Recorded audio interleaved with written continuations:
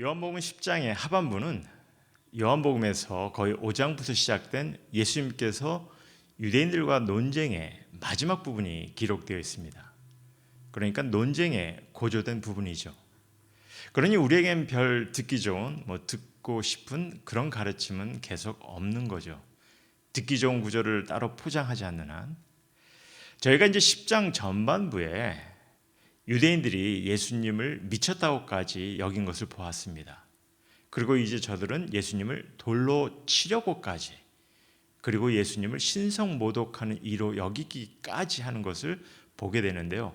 일단 24절을 보면 저들은 예수님께 당신이 그리스도이면 밝히 말하라고 다그치는 것을 봅니다. 무슨 의미입니까? 저들은 그리스도를, 메시아를 기다리고 있었다는 거죠. 저들의 중심은 어떠한지 모르겠지만 일단 저들은 구원자를 기다리고 있었다는 겁니다. 그럼 우리는 어떻습니까? 우리도 분명 구원자를 바라보고 기다리고 있죠. 그렇다면 우린 저들과 다른 점이 있는지, 만약 우리가 구원자를 내 인생의 힘이 되고 능력자로, 내가 의지할 수 있는 이로만 기대하고 바라본다면 우린 저들의 기대와 별 다른 것이 없는 그런 신앙관을 가질 수가 있다고 봅니다. 하지만 주님께서 이 땅에 하찮은 인간의 몸으로까지 오셔서 희생까지 감당하시며 우리에게 주시길 뜻하신 것은요, 우리의 영생에 초점이 되어 있다는 것입니다. 그래서 부탁드리는 것은요, 여러분이 예수님을 믿는 그 이유가, 주님을 따르고 섬기는 이유가, 또 주님께 예배를 드리고 은혜에 감격해하는 이유가 내게 영생이 주어졌다는 그 하나의 복된 소식 때문이었으면 합니다. 무엇보다도 먼저 그것이 중요하다고 봐요. 내 인생의 힘과 능력을 얻고자 하는 그런 기대만 가지려고 하지 마시고, 유대인들은 본인들이 기대하는 것을 얻지 못하기에 분노합니다. 예수님을 믿지 못하는 거죠. 그러기에 예수님께서도 이렇게 말씀하시는 거죠. 37절, 38절 보시면, 만일 내가 내 아버지의 일을 행하지 아니하거든. 여기서 아버지의 일은요, 인간이 기대하는 것이 아니라 하나님께서 뜻하신 구원을 이루시는 일이죠. 이 일을 행하지 아니하거든 나를 믿지 말려니와, 38절에 내가 행하거든 나를 믿지 아니할지라도 그 일은 믿으라. 그러니까 내 삶에 기대하는 일이 아니라 영생을 허락하신 일입니다. 그 일을 믿으라 하시는 거죠. 그러면 너희가 아버지께서 내 안에 계시고 내가 아버지 안에 있음을 깨달아 알리라 하시니, 이렇게 말씀하십니다. 그러니 내가 기대하는 것만 바라지 마시고 정말 주님께서 뜻을 두시는 것을 바로 본다면 그때는 또한 우리를 위해 보내심을 받으신 성령님께서 내 삶을, 또 내 마음을 지키실 것입니다. 성령의 힘과 능력까지 경험케 하시며. 이해가 되시겠어요? 어쨌든 이렇게 메시아를 기다리던 저들에게 예수님께서는 이런 놀라운 말씀을 또한 하십니다. 우리 26절에서 27절 말씀 보시면, 너희가 내 양이 아니므로 믿지 아니하는도다. 내 양은 내 음성을 들으며 나는 그들을 알며 그들은 나를 따르느니라. 29절입니다. 그들을 주신 내 아버지는 만물보다 크심에 아무도 아버지의 손에서 빼앗을 수 없느니라. 그럼 먼저 무슨 의미로 하신 말씀인지 좀 보았으면 하는데요. 왜냐하면 이 말씀으로 예정론을 주장하는 경우가 있습니다. 그래서 정말 그런 의미로 주신 말씀인지 보자는 거죠. 일단 본문의 내용을 보면요, 예수님께서 하시는 말씀이 하나님께서 구분된 사람을 주님의 양으로 예정하셨고, 그렇기 때문에 예수님을 믿고 또한 예수님의 음성을 듣는다는 그런 의미로 하신 말씀이 아니죠. 이미 25절에 예수님께서는 유대인들이 예수님의 능력과 증거를 믿지 아니하였고 또한 듣지도 않았다 하십니다. 그러기에 저들이 주님의 양이 아님을 말씀하시죠. 그리고 28절에는 양들이 믿음으로 주님을 따르기에 그들에게 영생을 주셔서 영원한 생명을 얻게 됨을 말씀하시죠.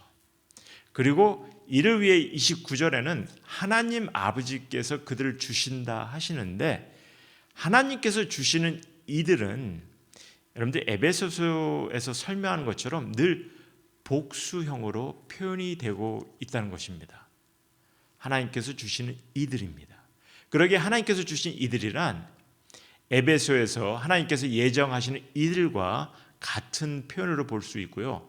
이는 하나님께서 구원의 역사를 위해서 주님의 양들이 나오게 될 것을, 주님의 교회가 세워짐을 하나님께서 이미 뜻을 두셨다는 것을 우리가 생각해 볼 수가 있는 거죠. 그러니까 예정이란 표현이 될 수가 있는 것이고요. 이렇게 뜻을 두시고 역사하시고 계신다는 겁니다. 하나님께서. 이해가 되셨으면 하는데요.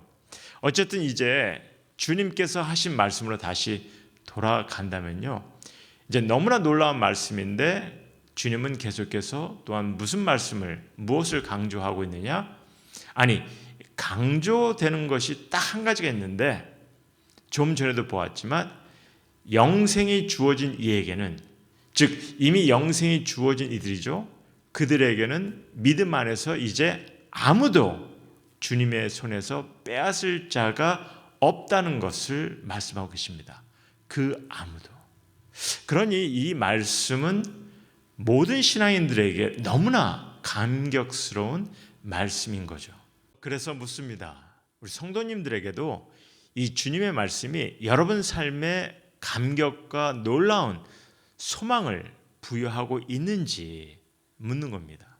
저는 신앙인들이 예수님의 이런 가르침을 가볍게 받아들이지 않으셨으면 합니다. 확신을 갖고 받아들이셨으면 합니다. 인생을 대하는 태도가, 목적이 달라질 것입니다. 담대해지셔야 되고요, 감격하셔야 합니다. 그러게 또한 교회 목회자들에게도 묻습니다. 성경에는 이런 놀라운 가르침을 지속적으로 보여주고 있는데 막상 말씀을 전하고 가르치는 이로써 예수님의 이런 가르침에 대한 확신을 성도님들에게 불어넣어 주시는지 묻고 싶어요. 아니면 믿는 이로써 아무도 주님의 손에서 빼앗을 자가 없는 그런 이들에게 신앙을 놓칠 수 있는 것 같은, 벌을 받을 수 있는 것 같은, 하나님의 미움을 살 수 있는 것 같은 그런 이들처럼 몰아가시지는 않으신지, 그래서 더 충성해야 하고 더 헌신해야 하고 더 종교행위에 매달려야 한다고 그런 인상을 성도님들에게, 그런 관념을 그들에게 갖게 하지는 않는지, 그리고 이런 잘못된 초점으로 정말 신앙에 초점을 두어야 할 것을 놓치게 하고 있지는 않는지 말씀을 전하는 자로서 한번 스스로 질문해 보셨으면 합니다. 그럼 계속 보시면 예수님께서 이렇게 놀라운 가르침을 주시고 마지막으로 이러한 담대한 말씀을 하시는데, 나와 아버지는 하나이다 라고 하십니다. 그럼 이게 얼마나 놀랍고 대담한 말씀이냐면요, 이 말씀 후에 유대인들은 돌을 들어 예수님을 치려합니다. 그리고 예수님을 신성모독한 이라 칭하죠. 저희가 이전 영상에도 보았지만 유대인들이 예수님을 미친 자로 여길 정도로 예수님은 스스로가 구원자 그리고 하나님의 본체이심을 거듭 증거하셨어요. 그러게 우린 이런 예수님의 증거들을 받아들일 수밖에 없는 그런 선택을 지금 성경은 우리에게 전하고 있다는 거죠. 왜냐하면 우리가 예수님의 증거를 받아들이지 않는다면요, 우린 예수님을 유대인들처럼 미친 자로, 신성모독하는 자로, 그리고 심지어 돌을 들어 예수님을 던져야 하는 그런 선택밖에는 주어지지 않기 때문에 우린 예수님의 증거를 좀 진중하게 받아들여야 한다는 것입니다. 그러니 소망합니다. 우리 성도님들도 예수님을 독생자의 몸으로 오신 구원자, 그리고 하나님 되심을 고백하시는, 그래서 누구도 주님의 손에서 빼앗을 수 없는 영원한 생명을 얻은 자 되시길 소망합니다. 그럼 마지막으로 유대인들은 지금 예수님께서 자칭 하나님이라 하였기에 예수님을 지금 신성모독하는 자로 지금 몰아붙이는데요. 이에 대한 예수님의 반박과 가르침을 좀 보고 이 영상을 정리하고자 합니다. 먼저 예수님께서 시편 82편의 말씀을 인용하며 이런 말씀을 하십니다. 34절, 36절 보시면은 예수께서 이르시되 너희 율법에 기록된 바, 즉 구약 성경에 기록된 것을 얘기하는 거죠. 내가 너희를 신이라 하였노라 하지 아니하였느냐. 성경은 패하지 못하나니 하나님의 말씀을 받은 사람들을 신이라 하셨거든 하물며 아버지께서 거룩하게 하사 세상에 보내신 자가 나는 하나님의 아들이라 하는 것으로 너희가 어찌 신성모독이라 하느냐. 여러분들, 예수님께서는 지금 너무 놀라운 가르침을 주십니다. 하지만 이를 우리가 자세히 다 볼 수는 없고요. 일단 중요한 것만 생각해 보았으면 하는데요.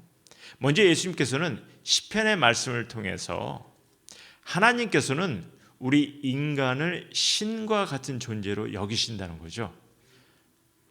다른 말로 하면 아버지와 아들의 관계처럼 하나님께서는 우리를 신의 존재로 여기신다는 것입니다.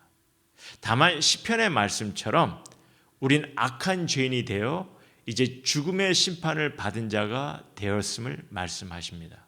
이를 놓쳐서는 안 됩니다. 하지만 이제 예수님 스스로에 대해서는 하나님 아버지께서 거룩하게 하사 세상에 보내신 자라 하십니다.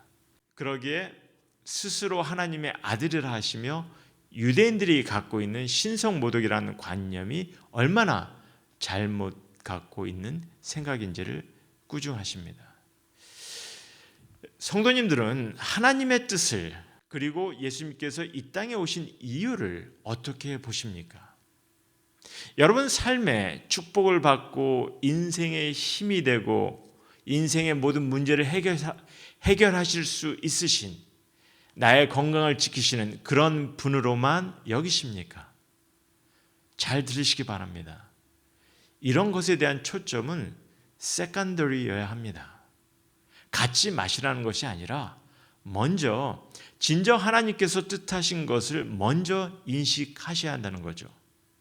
그래야 주님의 양이 되어 선한 목자를 따르는 이임도 보시게 될 것입니다. 자, 그럼 우리를 향한 하나님의 뜻이 무엇인지, 예수님께서 이 땅에 오신 궁극적인 이유가 무엇인지, 여러분들 예수님을 거룩한 자로 세상에 보내신 것처럼 죄인된 우리도 하나님께 다시 거룩한 자가 되게 하는 것입니다. 예수님을 닮아 거룩해 되는 것입니다. 하나님께서 보시기에 거룩한 자로 여기는 것이 주님의 뜻이죠.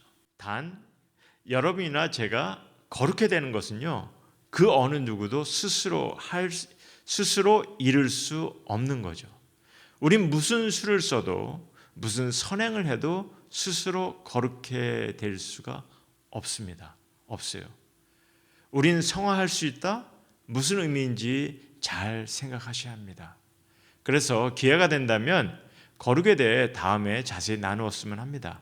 하지만 이 시간에 강조하고 싶은 것은요, 다만 예수님을 통해서만이 우린 거룩해 될 수 있다는 거죠. 그것이 하나님의 뜻이라는 것. 이를 기억하셔서 선한 목자를 온전히 따르는 주님의 양이 되시길 소원합니다.